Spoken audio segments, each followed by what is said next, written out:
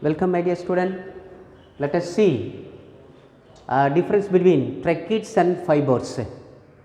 So already you know about various kinds of differences. No, now the difference between tracheids and fibers. Now the tracheids here, then fibers are there. No, there are 3 more points enough for 3 marks. Okay, so you must be prepared well and good.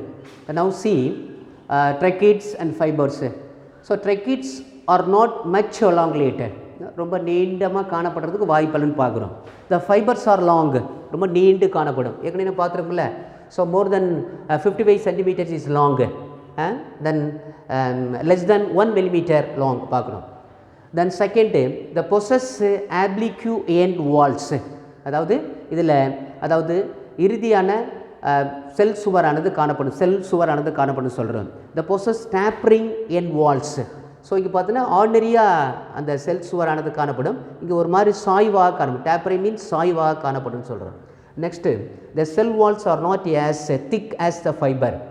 பார்த்தீங்கன்னா so இந்த ட்ரக்கீட்ஸோடைய செல்வானது ஃபைபரை விட ரொம்ப திக்காக இருக்குன்னு சொல்ல பார்க்குறோம். So R நாட்டு so thick as the fibre, அது போல் இருக்காது. கொஞ்சம் அதாவது அது திக்னஸ் வந்து ரொம்ப குறைவாக இருக்கும் பார்க்குறோம். ஃபைபருடைய அந்த வால் திக்கனிங்கிறது ரொம்ப ஹார்டாக இருக்குன்னு பார்க்குறோம்.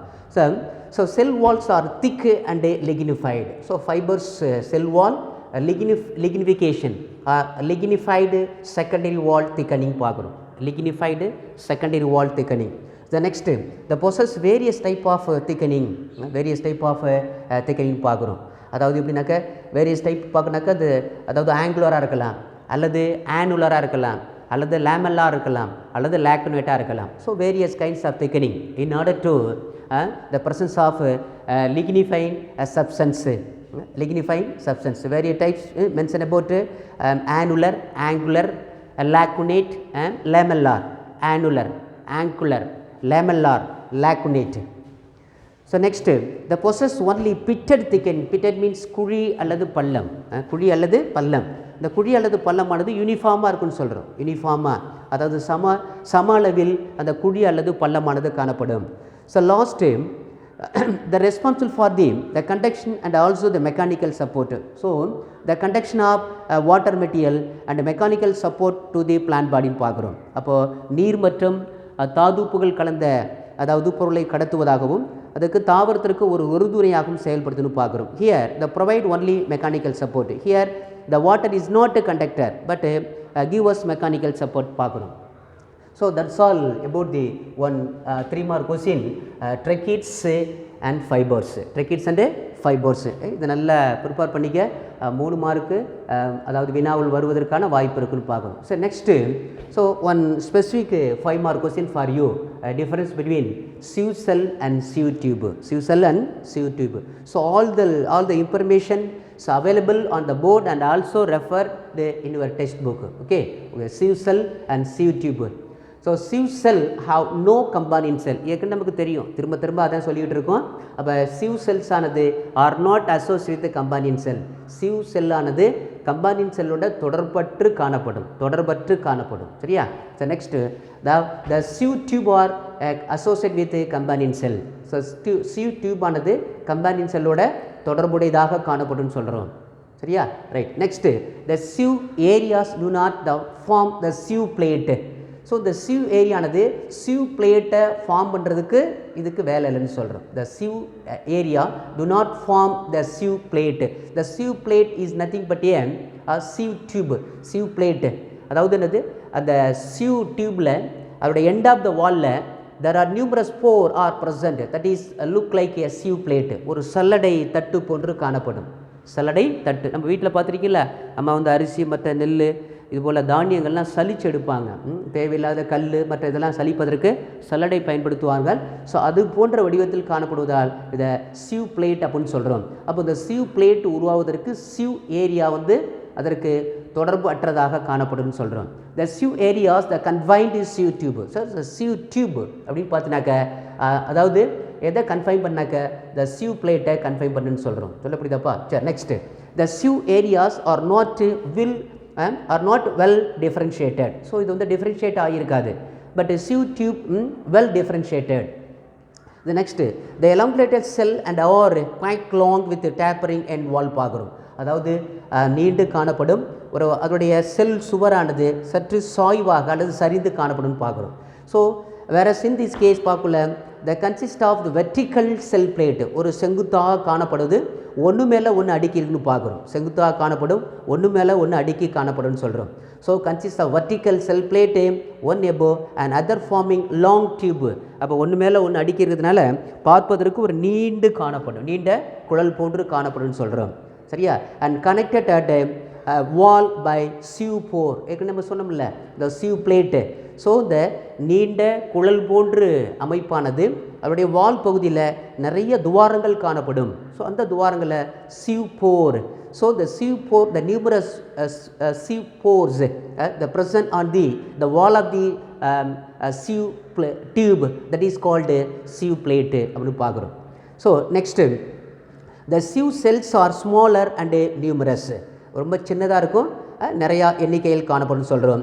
The sieve cells are present in pteridophytes and gymnosperm. So the sieve tube pores are longer. அவருடைய துவாரமானது நீண்ட குழல் போன்று காணப்படுவதால் துவாரம் நீண்டு காணப்படும் சொல்கிறோம். ஆனால் குறைந்த எண்ணிக்கையில் காணப்படும். The sieve cells-உடைய போர் வந்து அதிகமாக இருக்கும், இங்கே வந்து குறைந்த எண்ணிக்கையில் காணப்படும். ஃபீவர் மீன்ஸ் குறைந்த எண்ணிக்கையில். சரியா? So the present in angiosperm. So it is a very important 5 mark question for you. You still prepared. Okay. The next, the another one 3 mark question. Another one 3 mark question. அப்படி பார்க்கல. So the finally we could see all the differences of the parenchyma, collenchyma, sieve cell and sieve fibers, tracheids and sclerids. So all the differences is very clearly see that. Now another one topic, the tissue system. So ஏற்கனவே சொல்லியிருக்கேன், what is the tissue? The tissue is nothing but a group of the cell which perform similar function and similar origin and a similar structure. ஒரே அமைப்பு இருக்கும், ஒரே பணி செய்யும், ஒரே இடத்துலேருந்து உருவாகியிருக்கும். அப்படிப்பட்ட செல்களின் தொகுப்பு என்ன சொல்கிறோம்? டிஷ்யூன்னு சொல்கிறோம். a group of tissue which performing a structure, function, a similar origin. சரியா? whereas in this case tissue system அதாவது திசுக்களின் ஒரு கூட்டமைப்புன்னு சொல்கிறோம். So it is also a group of the tissues which are similar function and dissimilar origin. அதான் முக்கியமானது. அதாவது ஒரே விதமான பணி செய்யும், ஆனால் வெவ்வேறு இடத்துலேருந்து அதோடைய தோற்றமானது காணப்படும் சொல்கிறோம். அதனால் once again, so a group of tissues which are similar, which are performing similar function and dissimilar origin. அதனால் the word should be understood. Dissimilar origin. That's all. So the tissue system, the word from Greek, the word first coined by Mr. Julius von Sachs. Julius von Sachs in year 1875. So இவன் தான் இந்த tissue system அப்படிங்கிறத சொல்லிவிட்டு அதை 3 கேட்டகரியாக அதாவது நமக்கு சொல்லியிருக்கான்னு பார்க்குறோம். 3 category or 3 classes or 3 system of the tissues பார்க்குறோம். சரியா? அப்போது the epidermal tissue system derived from protoderm. Second one, ground tissue system derived from ground meristem or fundamental tissue system. Last one, vascular tissue system derived from procambium.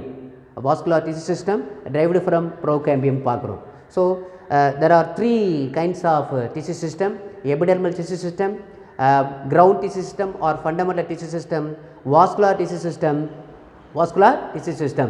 So the epidermal tissue system derived from procambium, ground tissue system from ground meristem, and vascular tissue system from procambium பார்க்குறோம்.